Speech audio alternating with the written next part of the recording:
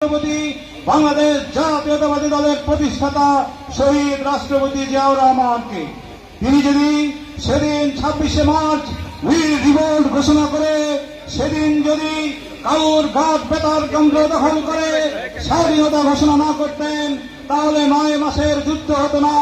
আমি আমাকে বাংলাদেশি বলে ঘোষণা করতে পারতাম না। শহীদ জিয়াউর রহমান শেখ মুজিবের ওই বাঙালি জাতীয়তাবাদ বাতিল করে বাংলাদেশ জাতীয়তাবাদ বাংলাদেশি জাতীয়তাবাদ প্রতিষ্ঠা করেন। আমার পাসপোর্ট আপনার পাসপোর্টেও এখনো বাংলাদেশি শব্দ রয়েছে, যেটা শহীদ রাষ্ট্রপতি জিয়াউর রহমানের অবদান। বক্তব্য লম্বা করার সুযোগ নাই। আপনারা জানেন গত 7ই জানুয়ারি বাংলাদেশের ইতিহাসের সবচেয়ে লজ্জাজনক দামি নির্বাচন হয়েছে। আমাদের দলের ভারপ্রাপ্ত চেয়ারম্যান আগামী দিনের রাষ্ট্রনায়ক দেশ নায়ক তারেক রহমানের আহ্বানে বাংলাদেশের 95% মানুষ সেই নির্বাচন স্বতঃস্ফূর্তভাবে বর্জন করেছিল। এই বর্জনের মাধ্যমে প্রমাণ করে বাংলাদেশের একমাত্র নেতা আমাদের দলের ভারপ্রাপ্ত চেয়ারম্যান দেশ নায়ক তারেক রহমান। দেশ নায়ক তারেক রহমানের নির্দেশ, দেশ নায়ক তারেক রহমানের যে আহ্বান, সেই আহ্বান বাংলাদেশের মানুষ পালন করেছে। আগামী 5 তারিখে হোমনায় যে নির্বাচন, সেই নির্বাচনে দেশ নায়ক তারেক রহমান জাতীয় স্থায়ী কমিটির সাথে সিদ্ধান্ত নিয়ে বর্জনের ঘোষণা করেছেন। কিছুদিন আগে মেঘনা মুরাদনগরেও নির্বাচন হয়েছে, সেইখানে 2% লোক ভোট দেয় নাই। আপনারা ভোট দিতে চান? কয়েকদিন আগে পত্রিকা দেখলাম একটা নির্বাচন হয়েছে, সেই নির্বাচনের কেন্দ্রে 8টা থেকে 3টা পর্যন্ত একটা ভোটারও যায় নাই। কিছু পশু সেই কেন্দ্রের সামনে অবস্থান নিয়েছে। এই 5 তারিখে একই কাজ হবে। আপনারা জানেন এই সরকার ইচ্ছাকৃতভাবে অর্থনীতি ধ্বংস করেছে, সমাজনীতি ধ্বংস করেছে। সর্বশেষ একটা সিদ্ধান্ত নিয়েছে যে যারা এসএসসি পরীক্ষায় 2 সাবজেক্টে ফেল করবে তারাও নাকি ইন্টারমিডিয়েট ভর্তি দিতে পারবে। কতটা লজ্জাজনক এই সরকার। তাই বক্তব্য দীর্ঘায়িত না করে 5 তারিখ নির্বাচন বর্জনের আহ্বান দিয়েছেন দেশ নায়ক তারেক রহমান। আমাদের নেতৃবৃন্দের সাথে কথা বলেছেন, সেই অনুযায়ী বর্জন করেন। আর আমার বাবা বিএনপির জাতীয় স্থায়ী কমিটির সিনিয়র সদস্য বীর মুক্তিযোদ্ধা ডক্টর খন্দকার মোশাররফ হোসেন সাহেব অসুস্থ। আপনারা জানেন, আপনাদের সকলের দোয়ায় তিনি প্রতিদিন সুস্থ হচ্ছেন। দোয়া চাই তিনি যেন পূর্ণাঙ্গ সুস্থ হয়ে এই ফ্যাসিস্ট হাসিনা সরকারের বিরুদ্ধে গণ আন্দোলনে সামনে থেকে অংশগ্রহণ করতে পারেন। পরিশেষে আমাদের জাতীয় স্থায়ী কমিটির সাবেক সদস্য এই এলাকার কৃতি সন্তান মরহুম এম.কে. আনোয়ার সাহেবের বিধি আত্মার মাগফিরাত কামনা করে আবারও সকলকে ধন্যবাদ জানিয়ে আমার বক্তব্য শেষ করছি। আল্লাহ হাফেজ। বাংলাদেশ জিন্দাবাদ, বাংলাদেশ জাতীয়তাবাদী দল জিন্দাবাদ। শহীদ রাষ্ট্রপতি জিয়াউর রহমানের স্মৃতি অমর হোক। দেশ নেত্রী বেগম খালেদা জিয়া জিন্দাবাদ। আগামী দিনের রাষ্ট্রনায়ক দেশ নায়ক তারেক রহমান জিন্দাবাদ। পরিচিত হওয়ার জন্য আহ্বান জানাচ্ছে পিতাচের কৃতি সন্তান জনাব ইঞ্জিনিয়ার আব্দুল মতিন খান। জনাব ইঞ্জিনিয়ার আব্দুল মতিন খানকে পরিচয় হওয়ার জন্য আহ্বান জানাচ্ছি। প্রিয় নেতৃবৃন্দ, এ পর্যায়ে বক্তব্য নিয়ে আছেন বাংলাদেশ জাতীয়তাবাদী দল কেন্দ্রীয় কমিটির সহ আইন বিষয়ক সম্পাদক অ্যাডভোকেট জয়নাল আবেদিন মেজবা সাহেবকে বক্তব্য নেওয়ার জন্য অনুরোধ করছি।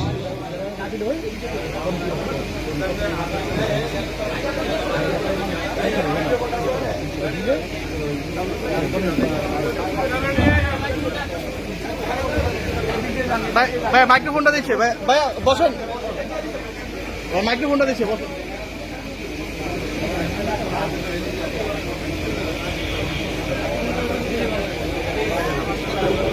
বিসমিল্লাহির রহমানির রহিম। অধ্যক্ষ সভা সভাপতি মাননীয় প্রধান অতিথি সম্পর্কে বলতে হয়, আমি একসাথে বক্তব্য শুরু করতেছি। অসময় বন্ধু বটে সকলেই হয়, সুসময় বন্ধু বটে সকলেই হয়, অসময় হায় হায় কেউ কারো নয়। 111 111-এর সময় সবাই পলায় চলে গেল, পলায় চলে গেছে। আমাদের অনেকেই শহীদ প্রেসিডেন্ট জিয়াউর রহমানের আদর্শকে ধারণ না করে কিছু ভুল ত্রুটি করেছিল। তার পরিস্থিতিতে ম্যাডাম গ্রেপ্তার হলেন, আমাদের কেউ নেই। খন্দকার দেলোয়ার স্যার যেমন দায়িত্ব পেলেন, তারেক সাহেব আমাদের ভারপ্রাপ্ত চেয়ারম্যান সাহেব গ্রেপ্তার হলেন। পার্টি অফিসে একটা লোককে দেখলাম, একটা লোককে একা বুকে সাহস নিয়ে জীবনকে তুচ্ছ করে যিনি কথা বলেছেন, তিনি একভাবে গ্রহণ করে গেছেন। আমি ছাত্র জীবনের সমস্ত বরাবর সেই 2টা বছর একভাবে ডোয়েলকে বেরিয়েছে, সকাল থেকে রাত পর্যন্ত ওই পার্টি অফিসে এসেছেন। অনেক স্ট্যান্ডিং কমিটির মেম্বার, অনেক ভাইস প্রেসিডেন্ট, অনেক মন্ত্রী যাদেরকে লেজ গুটিয়ে পালিয়ে দেখতে দিচ্ছে, পালিয়ে যান না, জীবনকে আপনার দলের জন্য একেবারে নিবেদিত করেছে। তার প্রতি অত্যন্ত শ্রদ্ধা রেখে বলছি যে আমরাও যেন অ্যাডভোকেট রুহুল রিজভীর মতো সেই নিবেদিত হতে পারি, শহীদ প্রেসিডেন্ট জিয়াউর রহমানের যে আদর্শ, সেই আদর্শের সৈনিক হতে পারি। তাহলেই আমাদের এই সব মিটিং এর সফলতা এবং বাস্তবতা হবে। উপস্থিত আছেন সাংগঠনিক সম্পাদক অ্যাডভোকেট অধ্যক্ষ সেলিম ভূঁইয়া, তিলে তিলে গড়ে ওঠা এখানকার নেতৃত্বে। আমি বলি বৃহত্তর হোমনা এবং মেঘনা, এই দুটো যেন মানুষ গড়ার, মানুষের জন্মের একটা মানে উৎপাদন স্থল। এখানে আমি দেখেছি মাহমুদুর রহমান সাহেব, যিনি এই মেঘনা বাড়ি, কি সততা, স্বচ্ছতা, কত জ্ঞান এবং কত গভীরতার মানুষ, যিনি দেশ ছেড়েছেন, যিনি তার সমস্ত অর্থ বিসর্জন সেরেছেন, নীতির কাছে হার মানেন নাই। আমি যা আপনার মনে করতে চাই, স্মরণ করতে চাই, জনাব এম.কে. আনোয়ার সাহেব, এত কিছু ঘটেছে, পাহাড়ের মতো নির্যোগ রয়েছেন, মাথা নত করেন নাই, অন্যায়ের কাছে মাথা নত করেন নাই। তেমনি আজকে অধ্যক্ষ সেলিম ভূঁইয়া আপনাদের সন্তান, এই জন্য আমি আপনাকে এবং মেঘনার এই 2টা উপজেলা যেটা একসাথে ছিল, আমি শত শ্রদ্ধা জানিয়ে আমি আমার বক্তব্য শুরু করছি। আসসালামু আলাইকুম। সংগ্রামী নেতৃবৃন্দ, স্থানীয় নেতৃবৃন্দ, কুমিল্লা নেতৃবৃন্দ, আমার এখানে উপস্থিত আছেন ডাক্তার রফিক সাহেব, যাকে গভীর রাতে ডাকলে পাওয়া যায়। বিএনপি একটা পরিবার, বিএনপি একটা ন্যায় নীতি আদর্শের জায়গা, বিএনপি দুর্নীতি মুক্ত, অসাধন মুক্ত, সততা, স্বচ্ছতা এবং বাস্তবতা ভিত্তিতে করা। শহীদ প্রেসিডেন্ট জিয়াউর রহমানের মৃত্যুর পরে মানুষ কেঁদেছে, তিনার শাহাদাতের পরে মানুষ কেঁদেছে। এমন যখন তুমি করিবে গঠন, মরিলে কাঁদিবে তুমি, হাসিবে ভুবন। মরিলে হাসিবে তুমি, কাঁদিবে ভুবন। তাহলে শহীদ প্রেসিডেন্ট জিয়াউর রহমান হওয়ার পরে আমার গোপালগঞ্জে দেখেছি মানুষকে কাঁদতে, তখন আমি ক্লাস 3-তে পড়ি। আমি দেখেছি মানুষকে অজরে কাঁদতে, জিজ্ঞেস করছি স্কুল থেকে কি হয়েছে, শহীদ প্রেসিডেন্ট জিয়াউর রহমান সাহেব মারা গেছেন। মাত্র 3.5 বছরে উনি আমাদেরকে অনেক কিছু দিয়ে গেছেন। প্রিয় নেতৃবৃন্দ, আমাদেরকে কিন্তু সে আদর্শের হতে হবে। পদ পদবি কিছু না, পদ পদবি নিয়ে অনেক বড় কিছু বড়াই করার কিছু নাই। আপনি শহীদ প্রেসিডেন্ট জিয়াউর রহমানের যেই আদর্শগুলা, যে 19 দফা, যে নীতি, যে নৈতিকতা, যে দুর্নীতির বিরুদ্ধে তার অবস্থান, তিনি কোনো গাড়ির মালিক ছিলেন বলেন? তিনি বাড়ির মালিক ছিলেন? তার অ্যাকাউন্টে কোনো টাকা ছিল? কোন আওয়ামী লীগ এই পর্যন্ত তাকে দুর্নীতিবাজ বলতে পেরেছে? তাহলে আপনি আমি যদি তাই মনে করি, তিনি ছিলেন হযরত ওমর, ইনাদের অনুসারী, যাদের জীবন তার জীবন ছিল খলিফাদের অনুসারী, নবী করিম সাল্লাল্লাহু আলাইহি ওয়াসাল্লামের একজন প্রকৃত ইমানদার মুসলমান, যে কারণে আমাদের চরিত্র হতে হবে সেই রকম। আমরা শাহাদত বার্ষিকী পালন করব, কিন্তু সেই শাহাদত বার্ষিকী পালন যদি শহীদ জিয়ার আদর্শের না হয়, আমরা শহীদ জিয়ার রাজনীতি করব। আমাদের জীবন যদি হয়, আমার 3 কোটি টাকা দিয়ে বাজারে কিনবো, আমার 10 তলা বিল্ডিং থাকবে, আমার ব্যাংকে 100 কোটি টাকা থাকবে, আমি হাঁটবো রাজার মতো, আমি একটা নিজেই মালদ্বীপ হবো, এইরকম ব্যক্তি দুর্নীতির সাথে যারা জড়িত তারা কখনোই বিএনপির না, বিএনপির না, বিএনপির না। আপনারা একমত? আমাদের সেই জন্য বলতে চাই, আমাদের শহীদ পূজার যে আদর্শটাকে ধারণ করতে হবে। আমাদের নেত্রী বেগম খালেদা জিয়া আজ কতটা বছর অন্যায়ভাবে আটকে রাখা হয়েছে দুর্নীতিমূলক মামলা, মিথ্যা মামলা দিয়ে। আপনি দেখেন আওয়ামী লীগের বিরুদ্ধে 111 মামলা হয়েছিল, একটা রায় দেখেন। এই শেখ হাসিনা তার বিরুদ্ধে এতগুলো মামলা হয়েছে, সে মামলা কোথায় গেছে? এই যে ওয়াহিদুল কাদের সাহেবের বড় কথা বলেন, এই যে শেখ সেলিম সাহেবের বড় কথা বলেন, অনেকে 164 দিয়েছিলেন শেখ হাসিনার বিরুদ্ধে, সেই মামলাগুলো কিন্তু ওই খবর আছে? আপনারা দেখেছেন ক্যাসিনো, ক্যাসিনোতে হাজার হাজার কোটি টাকা দুর্নীতি হয়েছে, কোনো রকম সাজা হয়েছে? হয় নাই। এই যে দেখেন বেনজিররা শুরু করেছে, লক্ষ বেনজিরের সৃষ্টি করেছে এই শেখ হাসিনা। এই দেশটাকে ধ্বংস করতে চায়, এই দেশের রাজনীতি, অর্থনীতি, সমাজনীতি সবকিছু ধ্বংসের মুখে। আজকে আমাদের সংস্কৃতি ধ্বংসের মুখে, আজকে আমাদের পার্শ্ববর্তী দেশ আমাদেরকে চিরতরে তাদের কবজায় নিতে যাচ্ছে। সেই জন্য আমরা একত্রিত হব এবং দেশের জন্য এবং দলের জন্য এবং পরস্পর সমন্বিত থাকব। এই শেষে আমি বলছি, আমাদের নেতা ডক্টর খন্দকার সাহেব অসুস্থ, আল্লাহর কাছে তার সুস্থতা কামনা করি। আল্লাহ হাফেজ। বাংলাদেশ জিন্দাবাদ।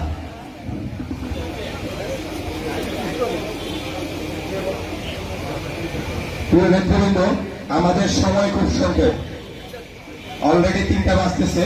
আমাদের সামান্য তদারকের ব্যবস্থা আছে, এটা নষ্ট হয়ে যাবে। দয়া করে পরবর্তী বক্তাদেরকে অনুরোধ করবো আমরা খুব সংক্ষেপে বক্তব্য দেবেন, প্রথমা শূন্য দৃষ্টিতে দেখবেন। এই পর্যায়ে বক্তব্য নিয়ে আসছেন বাংলাদেশ জাতীয়তাবাদী দল কেন্দ্রীয় কমিটির স্বাস্থ্য বিষয়ক সম্পাদক জনাব ডক্টর রফিকুল ইসলাম। জনাব ডক্টর রফিকুল ইসলাম।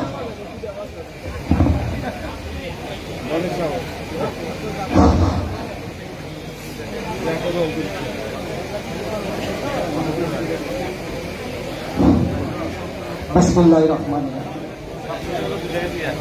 হোমনা উপজেলা বিএনপি ও অঙ্গ সংগঠন কর্তৃক আয়োজিত শহীদ রাষ্ট্রপতি, স্বাধীনতার ঘোষক, বহুদলীয় গণতন্ত্রের প্রবর্তক, বীর উত্তম জিয়াউর রহমান স্যারের ৪৩তম শাহাদাত বার্ষিকী উপলক্ষে আয়োজিত আজকের এই আলোচনা সভা দোয়া মাহফিল অনুষ্ঠানে সম্মানিত সভাপতি, প্রধান অতিথি, যিনি রাজপথের লড়াকু সৈনিক, বাংলাদেশ জাতীয়তাবাদী দলের সাবেক সভাপতি, মৃত্যুঞ্জয়ী ছাত্র নেতা, দেশনেত্রী বেগম খালেদা জিয়া ও জিয়া পরিবারের অত্যন্ত আস্থাভাজন অ্যাডভোকেট রুহুল কবির রিজভী আহমেদ, অনুষ্ঠানে উপস্থিত প্রধান বক্তা, যিনি অত্যন্ত দুঃসময়ের কাণ্ডারী, বাংলাদেশ জাতীয়তাবাদী দল যাকে বিশেষ সময় মনোনীত করেছেন সেই কুমিল্লা বিভাগীয় সাংগঠনিক সম্পাদক অধ্যক্ষ সেলিম ভুইয়া, উপস্থিত বিশেষ অতিথি বাংলাদেশ জাতীয়তাবাদী দলের সহ আইন বিষয়ক সম্পাদক জনাব মেজবাউদ্দিন, অনুষ্ঠানে উপস্থিত ডক্টর খন্দকার মোশাররফ হোসেন স্যারের অত্যন্ত কৃতি সন্তান, বাংলাদেশ জাতীয়তাবাদী দলের তরুণ সদস্য, নির্বাহী কমিটির তরুণ সদস্য ডক্টর খন্দকার মারুফ হোসেন সহ নির্বাহী কমিটির আমিনুল হক, শিশির একরামুজ্জামান বিপ্লব সহ অন্যান্য উপস্থিত নেতৃবৃন্দ, স্থানীয় নেতৃবৃন্দ, আসসালামু আলাইকুম। আপনারা এরকম একটি বিষয়ে এখানে আলোচনা করতে এসেছেন যে শহীদ রাষ্ট্রপতি, যিনি একটি আদর্শ, বাংলাদেশ জাতীয়তাবাদী দল নয়, এদেশের জনগণের কাছে তিনি একটি আদর্শ। তার আদর্শকে ধারণ করে, লালন করে বাংলাদেশ জাতীয়তাবাদী দল এখন চলছে। তার সে দিক নির্দেশনা, তখনকার যে আদর্শ, তখনকার যে কর্মসূচি, সেগুলিকেই কিন্তু সফল করার জন্য বাংলাদেশ জাতীয়তাবাদী দলের চেয়ারপারসন দেশনেত্রী বেগম খালেদা জিয়া এবং পরবর্তীতে দেশনায়ক তারেক রহমান সেই ধারণ এবং পালন করছেন। বহুদলীয় গণতন্ত্রের যে প্রবর্তক, সেই বহুদলীয় গণতন্ত্রকে প্রায় কবর হিসেবে রচনা করছেন বর্তমান সরকার। আপনারা এখানে অনেকেই নির্বাচন নিয়ে কথা বলছেন। জাতীয় নির্বাচন থেকে শুরু করে সকল পর্যায়ের নির্বাচন, এটি ইউনিয়ন পরিষদের নির্বাচনই হোক, উপজেলা পরিষদের নির্বাচনই হোক, কিংবা বিভিন্ন পেশাজীবী সংগঠনের নির্বাচনই হোক না কেন, সকল নির্বাচনকে তারা নির্বাসনে পাঠিয়েছে। সুতরাং এই নির্বাচনকে যে নির্বাসনে পাঠিয়েছে, নির্বাচনকে যদি আপনারা গণতন্ত্রে পরিণত দিতে চান, গণতন্ত্রকে যদি পুনরুদ্ধার করতে চান, তাহলে দেশনেত্রী বেগম খালেদা জিয়া বা তারেক রহমানের ডাককে আপনাদেরকে ফলো করতে হবে, অনুসরণ করতে হবে। জিয়াউর রহমানের আদর্শকে অনুসরণ করতে হবে, অনুকরণ করতে হবে। তাহলেই সম্ভব এদেশে গণতন্ত্রকে পুনরুদ্ধার করা। আমি আমার সামনে পিছনে ব্যানার দেখছি এবং সামনে কিন্তু আরেকটি ব্যানার দেখছি সাদা কালোর উপরে। সেখানেও কিন্তু শ্রদ্ধাঞ্জলি জানিয়েছেন আমাদের বাংলাদেশ জাতীয়তাবাদী দলের স্থায়ী কমিটির অন্যতম গুরুত্বপূর্ণ সদস্য ছিলেন সাবেক মন্ত্রী ক্যাবিনেট সচিব আলহাজ MK আনোয়ার। তার বাড়িতে বসেই, তার যে স্থাপনা, সেখানে বসেই আমরা কিন্তু এই আলোচনা সভা করছি।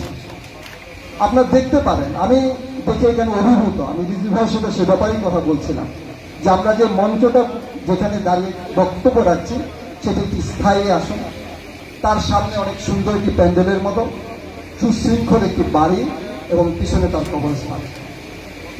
আমি তার প্রতি অত্যন্ত শ্রদ্ধার সহিত বলতে চাই, তার মৃত্যুকালীন সময়ে আমার সৌভাগ্য হয়েছে তার পাশে দাঁড়ানোর, চিকিৎসা সেবার সাথে সংশ্লিষ্ট হওয়া। আপনাদের নিশ্চয়ই মনে আছে, তিনি এখানে যখন হার্ট অ্যাটাক করে অসুস্থ অবস্থায় যখন এখান থেকে সে ঢাকার উদ্দেশ্যে যাচ্ছিলেন হোমনা থেকে, তখন তিনি প্রথমতেই হার্ট অ্যাটাকে আক্রান্ত হন এবং মোস্ট প্রবাবলি সেদিন ছিল কি শুক্রবার, এবং আমরা সেখানে তাকে চিকিৎসা করে কিছুটা সুস্থ করতে পেরেছিলাম।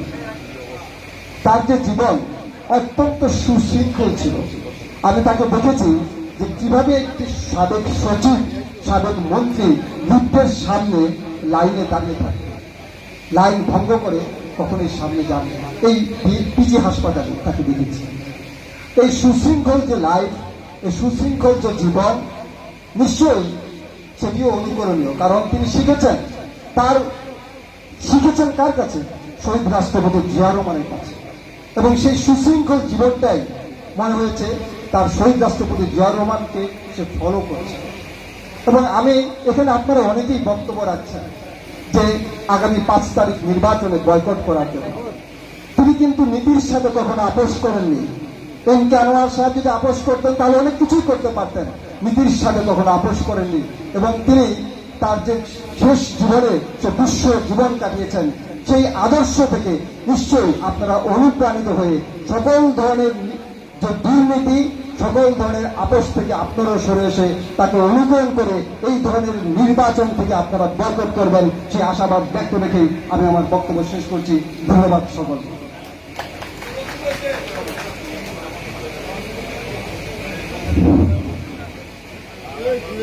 সম্মানিত সুধীবৃন্দ, এই পর্যায়ে পরিচয় করে নিচ্ছি কুমিল্লা উত্তর জেলা জাতীয়তাবাদী স্বেচ্ছাসেবক দলের ভারপ্রাপ্ত আহ্বায়ক আল ইমরান সরকারকে।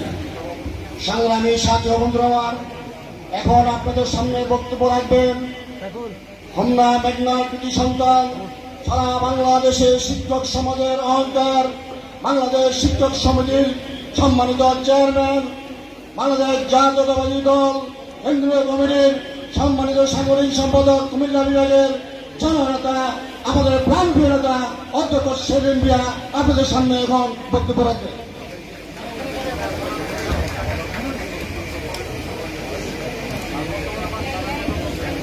বিসমিল্লাহির রহমানির রহিম।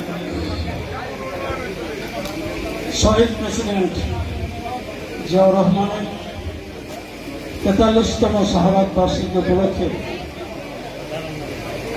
হোমনা উপজেলা বিএনপি ও পৌর বিএনপি আয়োজিত আজকে এই আলোচনা সভা ও মিলাদ মাহফিলের শ্রদ্ধা সভাপতি উপজেলা বিএনপির সভাপতি জনাব জহুরুল ইসলাম জহুর, সাবেক উপজেলা চেয়ারম্যান, আমাদের আজকে এই আলোচনা সভার প্রধান অতিথি, যার নামের আগে বিশেষণের কোনো প্রয়োজন নেই, কারণ রিজভী আহমেদ নিজেই একটি রাজনৈতিক প্রতিষ্ঠান, সুতরাং ওনার নামের আগে বিশেষণের কোনো প্রয়োজন নেই। একটাই কথা সবার, সেটা হলো আমাদের প্রিয় রিজভী ভাই, তৃণমূল নেতাকর্মীদের প্রিয় রিজভী ভাই, যার বক্তব্য শোনার জন্য চ্যানেলে অপেক্ষায় থাকে, সামাজিক যোগাযোগ মাধ্যমে অপেক্ষায় থাকে তৃণমূলের নেতাকর্মীরা থেকে আরম্ভ করে বিএনপির সকল পর্যায়ের নেতাকর্মীরা। কিন্তু আজকে আপনারা যাকে সশরীরে দেখতে পাচ্ছেন এবং যার বক্তব্য শোনার জন্য আপনারা এখানে বসে আছেন, আমাদের সেই প্রধান অতিথি রিজভী ভাই। উপস্থিত আছেন স্বাস্থ্য বিষয়ক সম্পাদক রফিকুল ইসলাম, ডাক্তার রফিকুল ইসলাম, সহ আইন বিষয়ক সম্পাদক জনাব জয়নাল আবেদিন মেজবা। আরও যারা এখানে উপস্থিত আছেন ওনারা বক্তব্য দিতে পারেনি সময়ের অভাবে, কিন্তু সেজন্য আমি হোমনা উপজেলা বিএনপির পক্ষ থেকে দুঃখ প্রকাশ করছি, কারণ ওনারাও আমাদের জাতীয় পর্যায়ে নেতৃত্ব দেন এবং বিএনপির নির্বাহী কমিটির সদস্য, এবং এর আগে তারা ছাত্রদল করা, এখানে ছাত্রদল থেকে রাজনীতি করে এখানে উপস্থিত এসেছেন এই পর্যায়ে।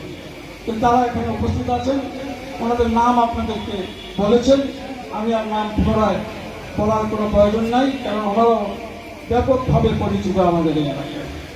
উপস্থিত আছেন আমাদের এই মাননীয় প্রধানমন্ত্রী, সাবেক প্রধানমন্ত্রী বেগম খালেদা জিয়ার এপিএস ছিলেন জনাব আব্দুল মতিন সাহেব, এবং আমাদের বিভিন্ন পর্যায়ের নেতৃবৃন্দ, হোমনা, মেঘনা, তিতাস, দাউদকান্দি এখানে উপস্থিত আছেন।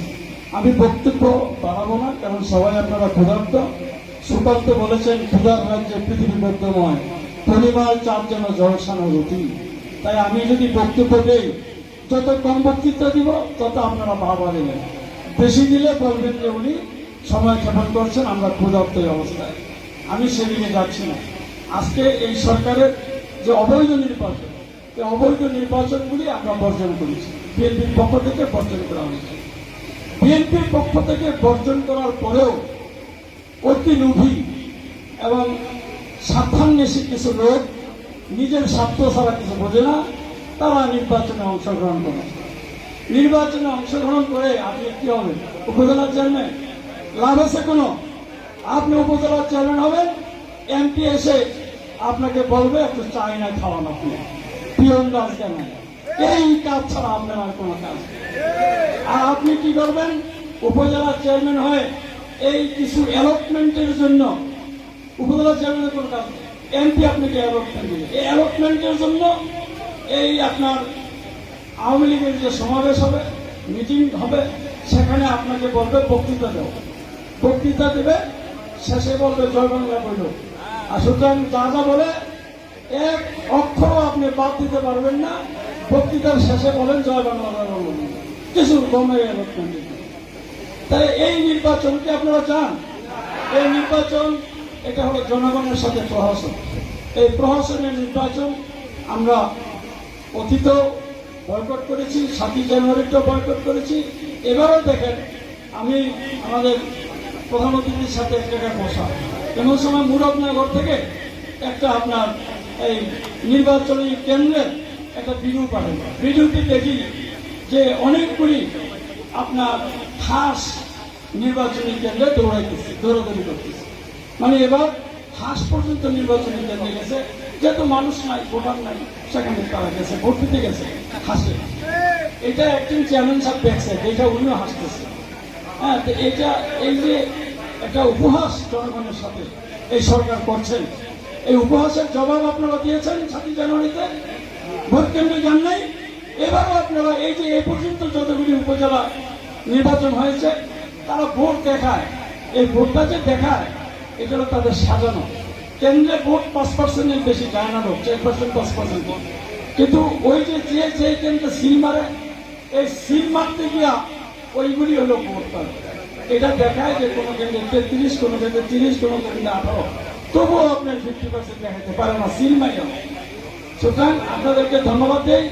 হোমনা উপজেলায় আপনারা বিএনপির কোনো প্রার্থীর পক্ষে আপনারা যান না, ক্যানভাসও করেন না, এবং এটা আপনারা যেহেতু আমাদের অ্যাক্টিভ চেয়ারম্যান সাহেব আপনাদের সাথে টেলিফোনে কথা বলেছেন, আমাদের নেতা এখানে এসেছেন আপনাদের একটি সরেজমিনে দেখার জন্য, তাই আমরা আজকে সেটা উনি দেখে যাচ্ছেন।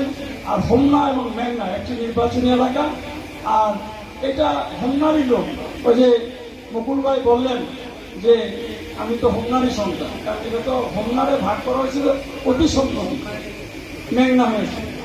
আমরা এই যে আপনার রিজভি ভাই আজকে প্রধান অতিথি হিসাবে আসছেন, উনি আমাদেরকে অত্যন্ত স্নেহ করেন, উনি আমাদের রাজনৈতিক অভিভাবক। আপনার এমকে সাহেবকে যে উনি কি পরিমাণ শ্রদ্ধা করেন সেটা আমি যখনই যাই তখনই উনি এমকে সাহেবের কথা জিজ্ঞাসা করেন, এবং এত শ্রদ্ধা উনি করেন যে আমি আবার ওনার প্রতি এমকে সাহেবকে যারা শ্রদ্ধা করে আমিও তার প্রতি সেভাবেই শ্রদ্ধা আমি তাকে করি। আজকে দেখেন এমকে সাহেব জীবিত এমকে মৃত এমকে অনেক অনেক অনেক বেশি শক্তিশালী, এবং সেটার প্রমাণ আজকের এই সমাবেশ। এবং এর আগে আমরা কয়েকবার এখানে এসেছি ওনার কবরটা জিয়ারত করার জন্য। কবরটা জিয়ারত করতে আসি কেন? যে ওনার জন্য আমরা আল্লাহর দরবারে দোয়া চাই যে উনি হোমনা এবং মেঘনায় যে উন্নয়ন করে দিয়েছেন তা এখন পর্যন্ত ওই অবস্থায় আছে, কেউ বাড়াতে পারেনি। আর রিজভি ভাইয়ের কাছে আমার একটা অনুরোধ জানিয়ে আমি আমার বক্তব্য শেষ করছি। সেই অনুরোধটা হলো, রিজভি ভাই হলেন আপনার উত্তরবঙ্গের অভিসংবাদিত নেতা। এখন এটা বললে ভুল হবে, উনি বাংলাদেশের অভিসংবাদিত নেতা। তবুও তো যার একটা এলাকা আছে না, এলাকাটা হলো ওনার উত্তরবঙ্গ, কুড়িগ্রাম উনি জন্মস্থান, বগুড়ায় উনি বড় হয়েছেন, ওনার ননার বাড়ি, মামার বাড়ি, এবং উনি রাজশাহীতে লেখাপড়া করেছেন, রাকসুর উনি পিপি ছিলেন, এবং রাজশাহী ইউনিভার্সিটি থেকে এই পিপি হওয়া এবং সারা বাংলাদেশের ছাত্র দলের সভাপতি। ঢাকা বিশ্ববিদ্যালয় ছাড়া রাজশাহী বিশ্ববিদ্যালয় থেকে ছাত্র দলের সভাপতি কি কেউ মেনে নেয়? ঢাকা বিশ্ববিদ্যালয় কি মেনে নিবে?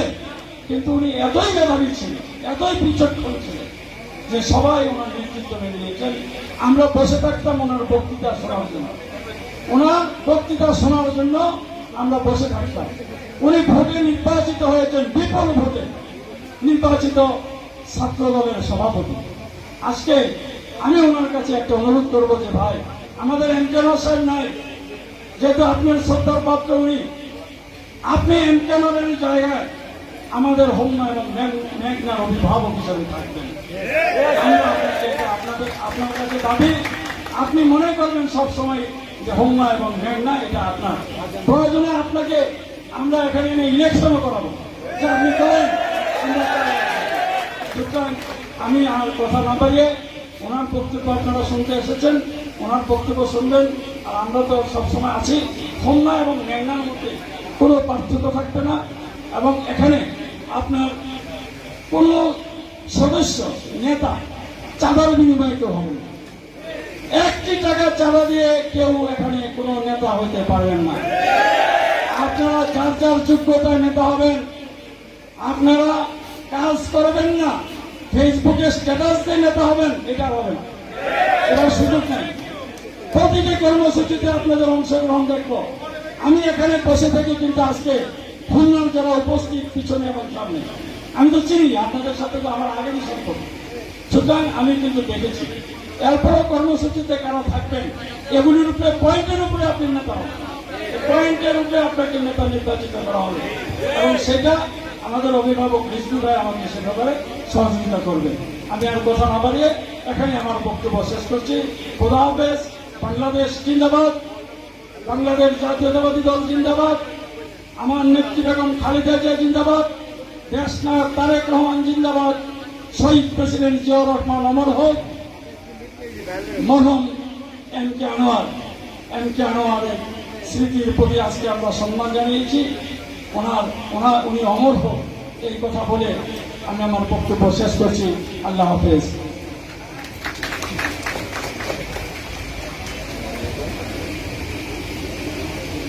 ধন্যবাদ আমাদের বিভিন্ন প্রান্তীয় নেতা কুমিল্লা যা বাংলাদেশ জাতীয়তাবাদী দল বিএনপির কেন্দ্রীয় কমিটির বিভাগীয় সাংগঠনিক সম্পাদক অধ্যক্ষ সেলিম ভুঁইয়ার সুন্দর বক্তব্য দেওয়ার জন্য। আমরাও আশা করব আমাদের অ্যাক্টিভিটিস, আমাদের কর্মসূচিতে অংশগ্রহণ বিগত এবং ভবিষ্যতের পর্যালোচনা করে পদায়ন করবেন এই বিশ্বাস আমাদের আছে। এই পর্যায়ে বক্তব্য নিয়ে আসছেন আজকের সভার সম্মানিত সভাপতি, বগুড়া উপজেলা বিএনপির সম্মানিত আহ্বায়ক, সাবেক উপজেলা চেয়ারম্যান জহিরুল হক জয় সাহেব। বিসমিল্লাহির রহমানির রহিম। আজকে আমাদের একটা মহৎ দিন, যেহেতু আমাদের সাবেক মন্ত্রী একজনের সবের খবর জারত এবং আজকে মিলাদ মাহফিল। মন্দায় চায় না খুব একটা বা খারাপ কথা কইতে, তারপর কিছু খারাপ কথা না কইলে আমরা টিকেও থাকতে পারবো না। সকালে মানুষ ঘুম থেকে উঠে নামাজ পড়ে আল্লাহর কাছে দু চার কথা বলে কাজকাম করতে চায়, একটা ভালো সুফল পায়। শেখ হাসিনায় ঘুম থেকে উঠতেই সে তসবিহ বিচার, এরপরে সে নামাজের মুসল্লাত বয়ে তসবিহ লয়ে খালি বিন পিচুর বিন পিচুর বিন পিচুর। আরে বাবা, বিন পিচুর ঠিক আছে, তোমার দেওয়া টেলিভিশন, একটা টেলিভিশনের দেওয়া সব টিভিও তোমার দেওয়া। তারা সকালে ঘুমে যদি আজান দিয়ে শুরু করে শেখ হাসিনা চোর, শেখ হাসিনা চোর, শেখ হাসিনা তোমার সকল মন্ত্রী চোর। আর তুমি বলো এখনো কাউ বিএনপি চোর। আরে বিএনপি তো 16 বছরে চামড়াই নাই, চামড়াই সিনেমা দেখো তুমি মামলা দিতে দিতে, তাদেরকে চোর বলো কোন হিসাবে? তোমার আল্লাহর রহমত যে তোমার এই পার্লামেন্টের চোর কথা সদস্য হয়েছে যেমন সাইকেল সুমন, তা চালাই তুমি দানবের বৃন্দা বাড়িতে হতে সে যেভাবে তোমার বিশাল বিশাল অফিসার করে যারা তোমার ভোট কেটে দিতে সেনাবাহিনী প্রধান আজিজ, আমরা দেখছি রামকৃষ্ণপুর কেন্দ্রে গিয়ে সেনাবাহিনীকে লকে রাখছে, পুলিশের বিরুদ্ধে ভোট কাটছে। সেই আজিজ তোমার প্রতিষ্ঠিত আজিজ আজকে তোমার সামনে চোর, কোর চোর। তোমার আইসি বেঞ্চি আজকে কোথায় বেঞ্চি? রাতের অন্ধকারে বাজে গেছে না। আরে তুমি চোর কেন বলো? তুমি চোরের চোর। তোমার বাবা বলছে 7.5 কোটি কম্বল আনছে, 8 কোটি কম্বল আনছে, 7 কোটি লোক। আমার কম্বল গো তোমার ওই যে বরিশালের মেয়রের দাদা রেখে দিয়ে যাও, তোমার আত্মীয়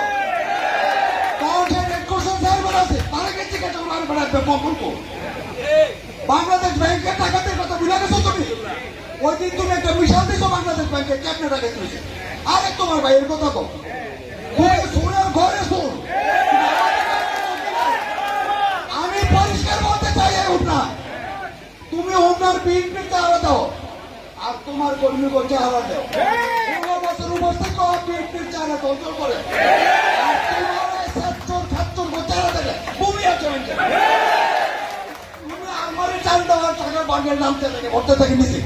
তোমাদের বাবার টাকা নাই, রিজার্ভ নাই, টাকা কিচ্ছু নাই। তারপরে তুমি চালবারে হাত লিখে না বিশ্বাস তুলে রেছো। প্রিয় ভাইয়েরা, আমরা তোমাদেরকে চোর বলতে থাকো আর তোমরা যা পারো তা 16 বছর করতে বাইরে করলো, আমাদের কিছু করতে পারো তোমরা। আমাদের একটা কর্মীর আঘাত দিলে তোমাদের কামড়া করে চলবে। এখানে বড় অভিযোগ তোমার কাছে শুনতেছে, আমার কোনো আশা চাই না। কাজে আমরা তোমার দয়ায় চলি না, তোমাদের গরুরে চলি। তো মামলা গেছে 50 আমাদের প্রত্যেকটা নেতার বিরুদ্ধে চলেছে আমাদের 65টা মামলা। এই মামলা বাড়িয়েছি আমরা, তারপরও তোমার দলের কারো কাছে আমরা সারেন্ডার করি। আমরা তোমার দলের কোনো চোরেরও বলি না আমরা থানা, আমরা কেমন চালাবি না, আমরা বুঝি তোমায় দিয়া যাও, আমার বিরুদ্ধে দিয়া যাও, তুমি জানা কিছুই হবে না আমার। যাই হোক, আমাদের প্রিয় নেতা আজকে এরা উপস্থিত। আমাদের বক্তব্য দীর্ঘায়িত করে আপনাদের অনেক কষ্ট, 2 দিন যাবত কষ্ট। গতকাল রাত্রে 12টায় এরা বিদায় দিচ্ছে, আবার আজকে আসছে। এই কষ্ট স্বীকার করে আমাদের নেতা করবে, আমাদের প্রিয় নেতার জন্য অধীর রাত্রে অপেক্ষা করতেছে। এখন খাওয়ার সময়, আপনারা মেহমানরাও খাবে, আপনারাও খাবেন। এই জন্য আমি আমার বক্তৃতা দীর্ঘায়িত না করে আমি আমার বক্তৃতা এখানে শেষ করি। খোদা আবার আপনার জন্য আপনাকে ডাকবো একটা চরম মুহূর্তে, তখন আপনারা আবার এইভাবে আমাদের কথা খাই দিবেন। এসব ব্যক্ত করে আমি আমার বক্তব্য শেষ করতে পারি।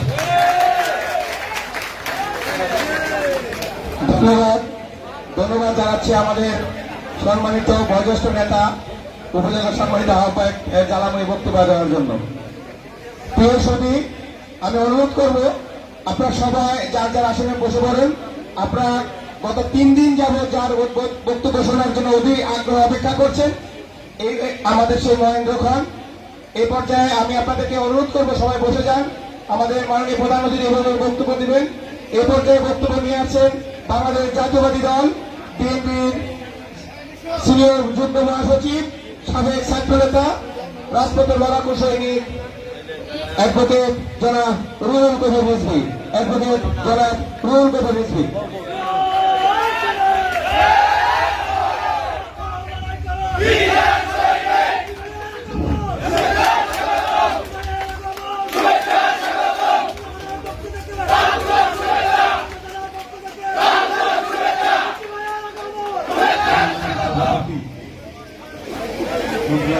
উপজেলা বিএনপি সভাপতি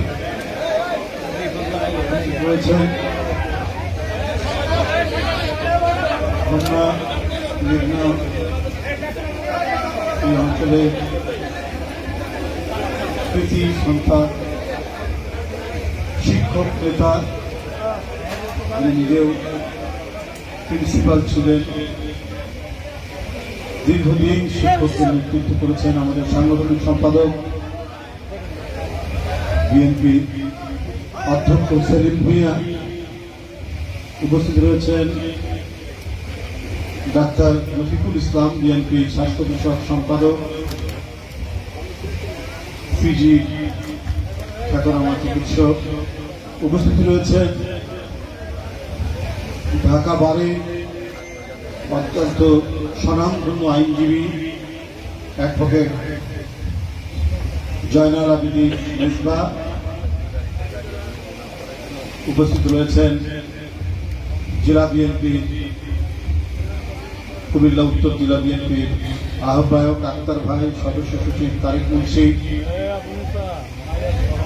আমাদের জাতীয় নির্বাহী কমিটির নেতৃবৃন্দ এখানে রয়েছেন, প্রত্যেকেই গুরুত্বপূর্ণ নেতা, সবাই ছাত্র রাজনীতি করেছেন কেন্দ্রে। এখানে শিশির আছেন, শেখ শামীম আছেন, আপনাদের অঞ্চলের ছেলে বিপ্লব আছে। সর্বোপরি আপনাদের এই অঞ্চলের আরেকজন কীর্তিমান নেতা, যিনি অসুস্থ, আমরা তার আশু সুস্থতা কামনা করি। ডক্টর খন্দকার মোশাররফ হোসেন, তার সুযোগ্য পুত্র ডক্টর মারুফ, উপস্থিত আছেন অধ্যাপক আমিনুল হোসেন, অধ্যাপক আমিনুল, অ্যাডভোকেট জিয়া, কৃষক নেতা আমাদের মেহেদি হাসান পলাশ, জাতীয় নির্বাহী কমিটির সদস্য মাহবুব ইসলাম, প্রফেসর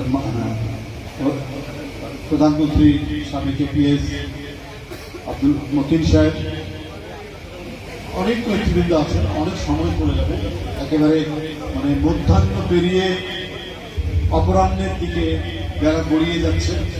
তো আমরা আর সম্বোধন করলে অনেক সময় চলে যাবে। সবাই স্বনামধন্য নেতা, আমি আর বক্তব্য এইভাবে বেশি রাখবো না।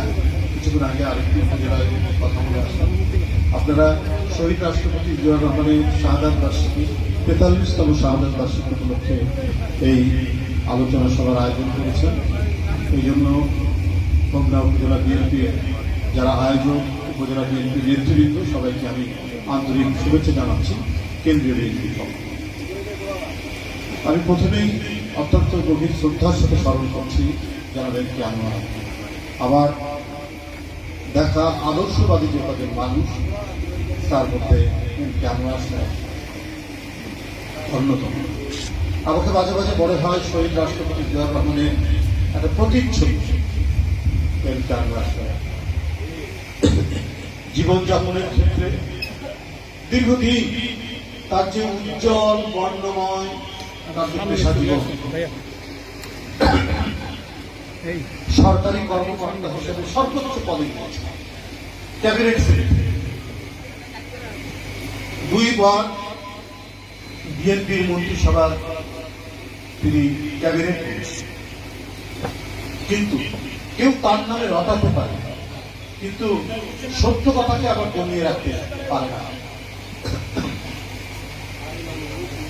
এমপি আনোয়ার সাহেব ছিলেন সেই সমস্ত স্বচ্ছ মানুষদের একজন, যাদের বিরুদ্ধে অপপ্রচার করেও তাদের সততাকে ঢেকে রাখা যায় না।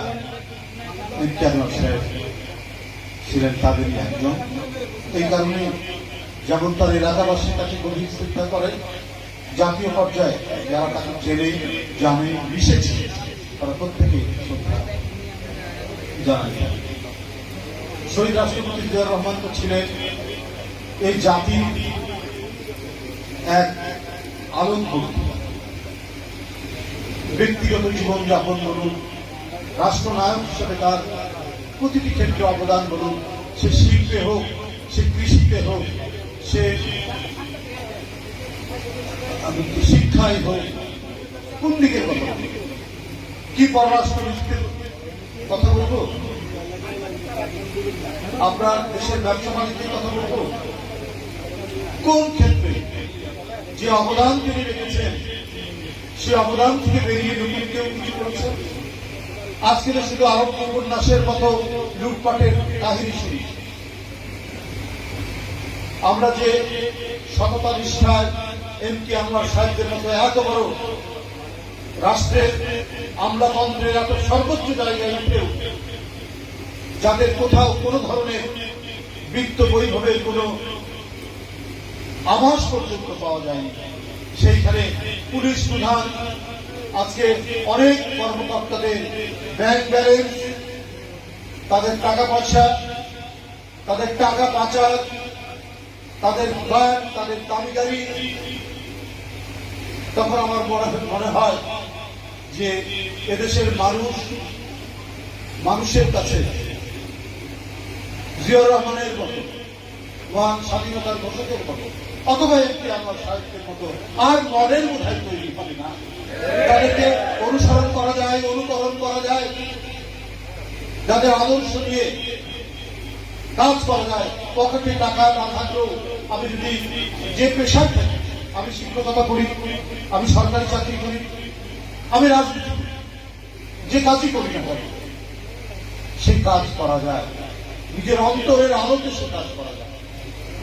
আজকে শেখ হাসিনা সেটা নিরুদ্দেশ করে দিয়েছে, মুছে দিয়েছে বাংলাদেশ। প্রতিদিন শুধু চুরির কাহিনী, প্রতিদিন শুধু ডাকাতির কাহিনী, আর প্রত্যেকটাতে হয় এমপির আত্মীয় স্বজন, না হলে স্বয়ং এমপি, মন্ত্রীর আত্মীয় স্বজন, শালক, স্ত্রী, না হয় সে নিজে। কেউ চট্টগ্রামের পাহাড় উজাড় করে দিচ্ছে, কেউ সুন্দরবনের জঙ্গল উজাড় করে দিচ্ছে। প্রত্যেকটি লুণ্ঠন, প্রত্যেকটি দখলের সাথে সরকারের ঘনিষ্ঠ লোকজন আছে। এটাই সংবাদপত্র।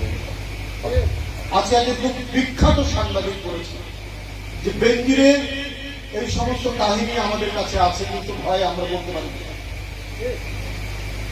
আমরা ভয়ে কথা বলতে পারিনি। একজন খুব নাম করা ইংরেজি পত্রিকার সম্পাদক তাহলে কোন জায়গায় নিয়ে গেছে? শেখ হাসিনা গুম করিয়েছেন অপোজিশন বিরোধী দলের নেতা, বিএনপি নেতা কর্মীদেরকে, ইলিয়াস আলী, চৌধুরী আলম, সাইফুল ইসলাম ভিরু, এই যে আপনাদের কুমিল্লার সাইফুল ইসলাম ভিরু, সে এমপি ছিল, এদেরকে অদৃশ্য করছে। তাদেরকে দিয়ে, এই বেঙ্গির সাহেবদেরকে দিয়ে, এদের মতো আরো কিছু কর্মকর্তাদেরকে দিয়ে ওরা বলেছে শেখ হাসিনাকে আমরা তো আপনার জন্য কিছু করলাম, আমরা ভয় দেখিয়ে মানুষকে আপনার পক্ষে ভুয়া ভোট করেছি, দামি ভোট পেয়েছি, অতএব আমরা যা করব আপনি সেই দিকে তাকাতে পারবেন না। তাই মানুষের ফসলের জমি আত্মসাৎ করেছে তারা। যে জায়গা পছন্দ হয়েছে ভয় দেখিয়ে মানুষকে সেই জায়গা অল্প পয়সায় কিনে নিয়েছে, অথবা পয়সাই দেয়, কোনো টাকা পয়সাই দেয়। এই তো কাহিনী। মেয়ের নামে ফ্ল্যাট, স্ত্রীর নামে ফ্ল্যাট, একটা না, দুইটা তিনটা করে ফ্ল্যাট। মানে আগে আমরা রূপকথার গল্প করতাম, ঠাকুরমার ঝুলি, আর এদিকে পড়তাম আমরা সিন্দাবাদের কাহিনী, আলিফ লাইলার কাহিনী আরম্ভ উপন্যাসের কাহিনী। শেখ হাসিনার অফিসাররা আজকে সেই কাহিনীগুলোকে পরাজিত করে দিয়েছে। তারা হার মানছে বেনজির সাবেক সেনা প্রধান আজিজদের কর্মকাণ্ডের কাছে। সেইখানে যে জৌলুস, সেই সমস্ত কাহিনীর মধ্যে সেই জৌলুস হার হচ্ছে শেখ হাসিনার কর্মকর্তা। শেখ হাসিনা কি জানতেন না? আওয়ামী সরকার কি জানতো না? একজন পত্রিকার সম্পাদক যদি জানেন, কিন্তু ভয়ে গুম খুনের ভয় লিখতে পারেননি, বেনজিরের ভয় লিখতে পারেননি। তিনি নিজে বলছেন, তো শেখ হাসিনা জানতেন না? জানতেন। উনি প্রশ্রয় দিয়েছেন। পৃথিবীতে ছোট হয়ে এসছে, প্রযুক্তির প্রসার, কোনো কথা কোনো জায়গায় আটকা থাকছে না, বেরিয়ে যাচ্ছে। আবার সেই কথাগুলো কোনো না কোনো ভাবে দিচ্ছে। মুখ লুকাবেন কোথায় প্রধানমন্ত্রী? মুখ তো লুকাতে পারছেন না। তাই কিছু লোক দেখাতে হলেও ব্যাংকের অ্যাকাউন্ট জব্দ, ওই কি বলে যে কত ফ্ল্যাট কত জমির কাহিনী পত্রিকায় উঠছে, কিছু লোক দেখানো তিনি কাজ করছেন। কিন্তু অত্যন্ত স্পষ্ট ভাবে বোঝা যায় যে না, প্রধানমন্ত্রী এবং আওয়ামী সরকারের প্রশ্রয়ে এই কাজগুলো হয়েছে। আজকে বেনজির কোথায়? বেনজির সাহেবের কোনো আওয়াজ নেই কেন? জনগণ বিশ্বাস করে তাকে এয়ারপোর্ট দিয়ে বিদেশে পাচার করে দেওয়া হয়েছে, পার করে দেওয়া হয়েছে। এবং যাওয়ার আগে যে সমস্ত যেগুলো, এমনকি বহু আপনার গণমাধ্যম, সে গণমাধ্যমে হচ্ছে, প্রকাশিত হচ্ছে, প্রচারিত হচ্ছে প্রতিদিন।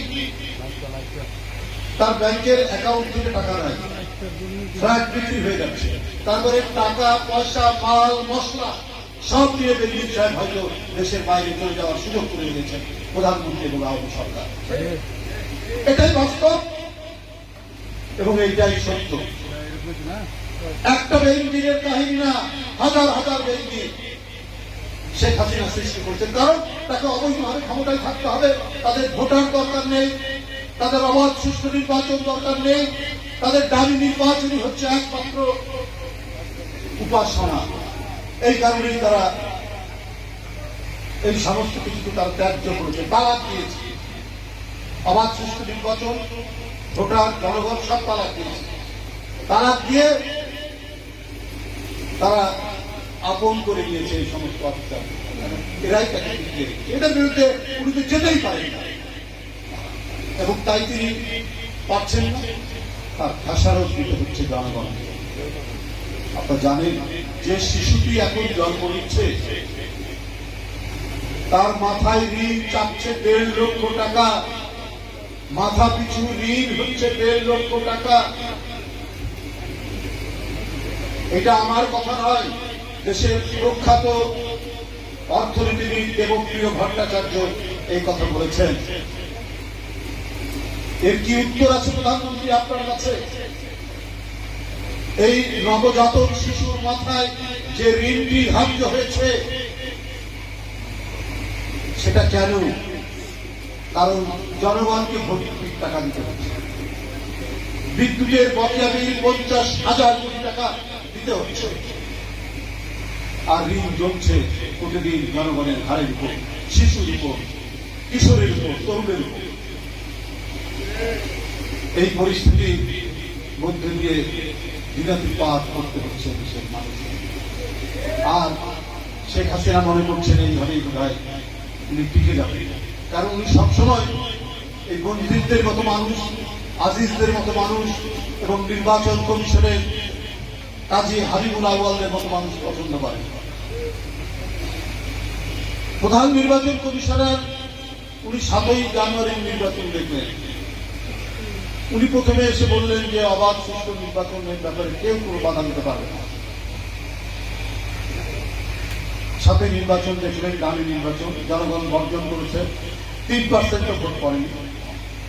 কিন্তু প্রধানমন্ত্রীর অফিস থেকে কম্পিউটারে টাইপ করে যে পার্সেন্টেজ, যে শতকরা হার নির্বাচন কমিশনে যাবে, সেই নির্বাচন প্রধান নির্বাচন কমিশনার নির্বাচনের দিন বিকালবেলা সেটা বলবেন। ও ভোট কেন্দ্রে কি হলো, কত ভোট করেছে সেটি তার দরকার নেই।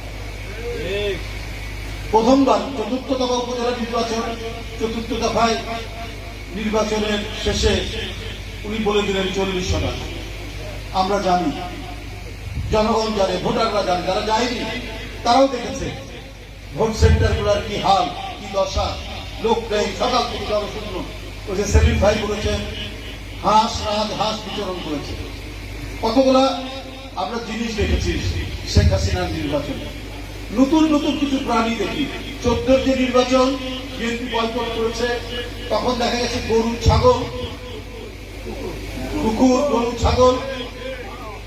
দামি নির্বাচন যেটি গেল, এটা বর্জন করেছে সমস্ত গণতন্ত্রকামী বিরোধী দল, সেখানে দেখা গেল গরু ছাগলের পাশাপাশি কুকুরের পাশাপাশি বানর। এইবার দেখা গেল রাজহাঁস আর হাঁস এরা বিতরণ করছে, মানুষ নেই। তো প্রধান নির্বাচন কমিশনকে বলা হলো কি ব্যাপার, আমরা তো কেউ দেখলাম না। বলছে না, এখন তো ধানের মৌসুম, মানুষ বড় ধান কাটছে। তখন কিন্তু ধান কাটা অলমোস্ট শেষ হয়ে গেছে, আর ঝড় বৃষ্টির ক্ষতি। এবার তো ঝড় বৃষ্টি হয়নি। প্রধান নির্বাচন কমিশনারকে এই কথাগুলো বলতে হবে। এই কথাগুলো না বললে পরে ওনার চাকরি থাকবে না শেখ হাসিনার কাছে। এবং এই কারণে শেখ হাসিনা একবারে আগুনে পুড়িয়ে পুড়িয়ে খাঁটি সোনার মতো আওয়ামী লীগার খুঁজে নিয়ে এসে নির্বাচন কমিশনে বসিয়েছেন।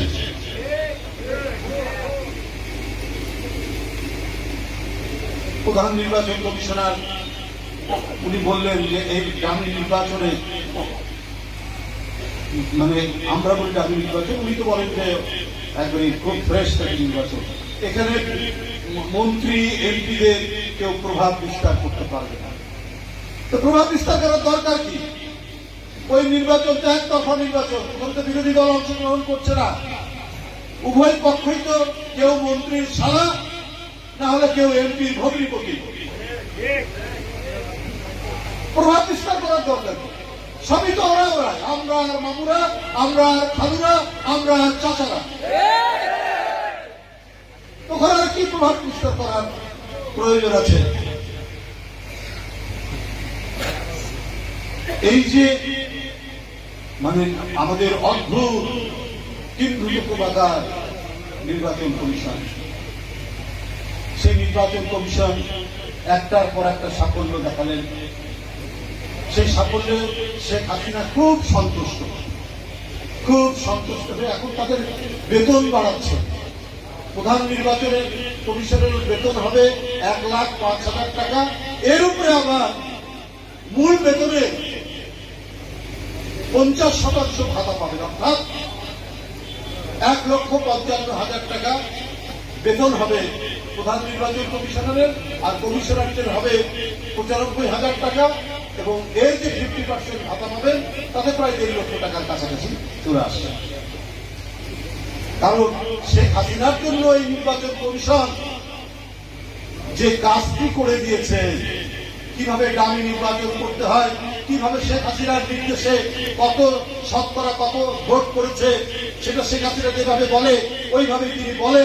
সুতরাং এতগুলো কাজ, এতগুলো অবদান রেখেছে এই ডামি সরকার, দখলদার সরকারের প্রধানমন্ত্রীর জন্য। তাই খুশি হয়ে অত্যন্ত আনন্দ চিত্তে প্রধানমন্ত্রী এখন নির্বাচন কমিশনারদের, প্রধান নির্বাচন কমিশনারের বেতন বাড়িয়ে দিয়েছে। এরপর আরেকটা মজার ব্যাপার কি জানেন, নির্বাচন পদ্ধতি দেখার জন্য প্রধান নির্বাচন কমিশনার এবং রাষ্ট্রপতি রাশিয়া যাচ্ছে। মানে আপনাকে যদি কেউ এসে বলে কাঁঠাল গাছে ভাই আমাদের বাড়িতে আসেন, কাঁঠাল গাছে আম ধরেছে, আপনাকে দেখাবে। ঘটনা কিন্তু তাই যে রাশিয়াতে গণতন্ত্রের লেশ মাত্র নাই। পুতিন যুগ যুগ ধরে উনি ক্ষমতায় এবং আজীবন তিনি ক্ষমতায় থাকবে, এটা আইন করে নিয়েছে।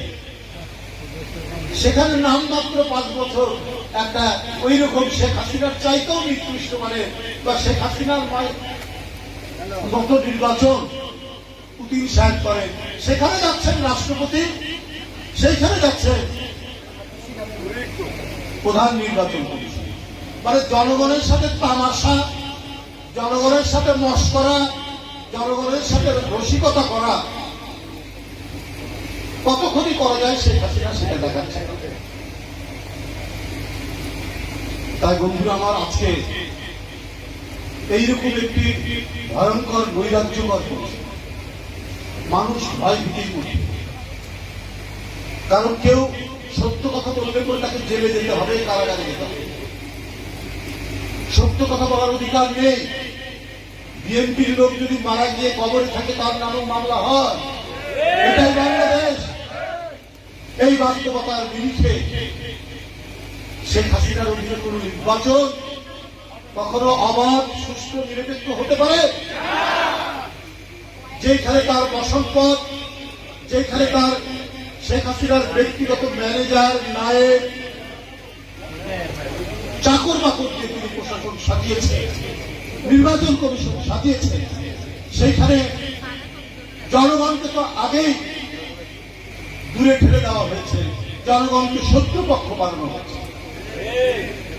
সুতরাং আমাদের বিকল্প কিছু নেই, জনগণের শক্তি নিয়ে রাস্তায় দাঁড়ানো ছাড়া। একমাত্র শক্তি আমাদের একটা হচ্ছে আল্লাহর কাছ থেকে দোয়া চাওয়া, আল্লাহর আশীর্বাদ নেওয়া, আর জনগণের শক্তি। না হলে এই দেশ, এদেশের মানুষ চিরদিনের জন্য গোলামীর জিঞ্জির পরিধান করতে হবে।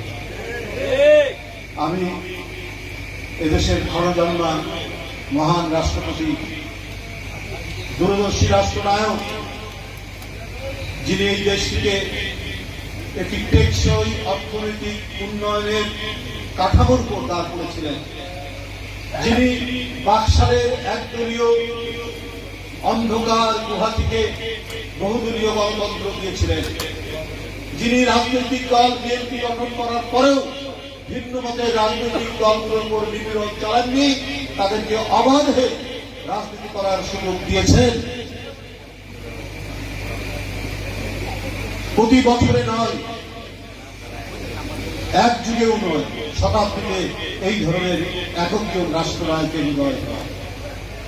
বন্ধুরা আমার, তার আজকে ৪৩তম শাহাদাত বার্ষিকীতে হোন্ড উপজেলার আপনাদের আজকের আলোচনা সভায় আমাকে অতিথি করে করায় আমি অত্যন্ত কৃতজ্ঞ আপনাদের প্রতি। আপনাদেরকে আন্তরিক ধন্যবাদ জানাচ্ছি। আমাদেরকে উচ্চ কণ্ঠে অঙ্গীকার করতে হবে যে গণতন্ত্রের প্রতি আজকের এই শাহাদাত বার্ষিকীর এই তার পতাকা নিয়ে যিনি গণতন্ত্রের জন্য অবিচল থেকেছেন, যিনি জুলুম বুঝতে পেরেও তিনি বাংলার মাটি থেকে তাকে সরানো যায়নি, সে গণতন্ত্রের প্রতীক, গণতন্ত্রের মা দেশনেত্রীর মুক্তির জন্য আমাদের সংগ্রাম, তার উন্নত চিকিৎসার জন্য আমাদেরকে রাস্তায় দাঁড়াতে হবে। গোটা জাতিকে ঐক্যবদ্ধ করে যিনি আমাদের এখন নেতৃত্ব দিচ্ছেন, তিনি দূরে আছেন কিন্তু তার বিরুদ্ধে মামলা, হিংসা, প্রতিহিংসা, শেখ হাসিনার প্রতিটি এত আঘাত করার পরও তিনি নেতৃত্ব দিচ্ছেন গণতন্ত্র সেনারা। তিনি এই বাংলাদেশে সেই নেতৃত্ব দেবেন। আমরা সেই সংগ্রাম, সেই আন্দোলনের অঙ্গীকার করবো আমরা সবাই মিলে। এই বলেই আমার বক্তব্য শেষ করছি।